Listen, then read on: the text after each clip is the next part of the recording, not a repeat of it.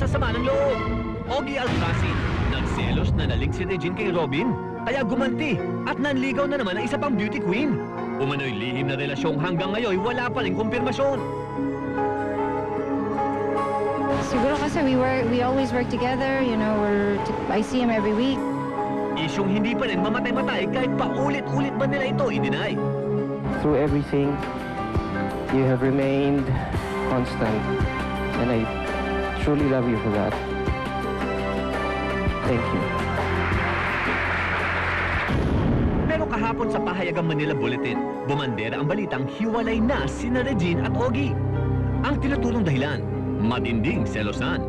Sobra ro kasing lambingan ni Regine at Robin sa pelikulang Till I Met You, dahilan para maapektuhan ng husto si Ogie.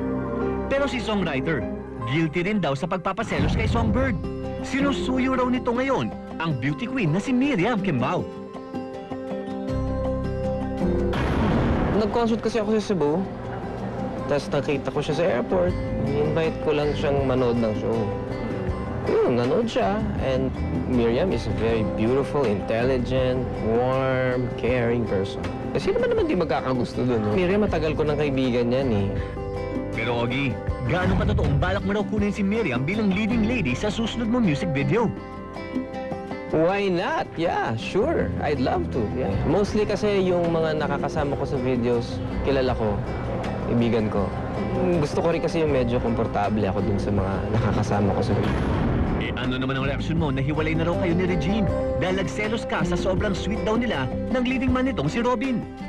Bakit po ba may naglalabasan? Wala na rin akong reaksyon. Bakit po ba may naglalabasan?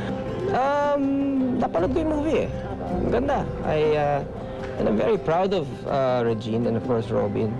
Dahil blockbuster, di ba?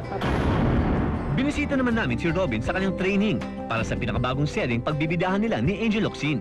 Hindi raw siya makapaniwala sa kumakalat na balita. Kung si Ogie man ang boyfriend niya o kung sino man ang boyfriend niya, wala siyang dapat ipagselo sa akin. Ako'y isang taong maginoo at nirespeto ko ang kanilang minamahal. Wala akong ginawang higit pa sa dapat kong gawin bilang isang leading man ng pelikula at bilang kaibigan. Bakit nga ba hindi matigil-tigil ang balita tungkol kina Regine at Ogie? I don't know. I don't really know. At saan naman hahantong ang balita ukol sa bagong babaeng nalilink sa kanya ngayon? Si Miriam, she's really a nice person.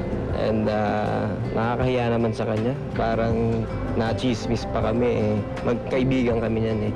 Hi Miriam, just let me know when you need me for the charity work. I'm always available.